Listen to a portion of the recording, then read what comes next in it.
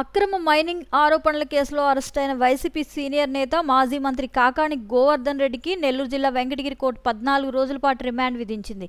నెల్లూరు జిల్లా పరిధిలోని పొదలకూరు పోలీస్ స్టేషన్లో కాకాణి గోవర్ధన్ రెడ్డిపై పలు తీవ్రమైన అభియోగాలు నమోదయ్యాయి.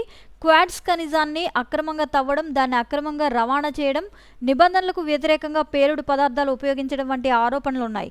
అంతేకాకుండా ఈ అక్రమ మైనింగ్ను అడ్డుకోవడానికి ప్రయత్నించిన స్థానిక గిరిజనులను బెదిరించారన్న ఆరోపణలు కూడా ఆయనపై ఉన్నాయి.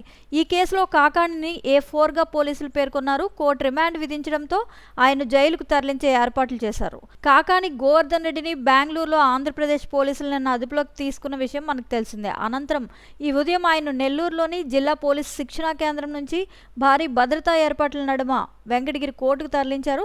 మొత్తం 9 పోలీసు వాహనాల కాన్వాయ్తో ప్రత్యేక పోలీసు బలగాల పహారాలో ఆయన్ని వెంకటగిరికి తీసుకొచ్చి న్యాయమూర్తి ముందు హాజరుపరిచారు. వాదనలు విన్న న్యాయమూర్తి కాకాణికి జ్యుడిషియల్ రిమాండ్ విధిస్తూ ఆదేశాలు ఇచ్చారు.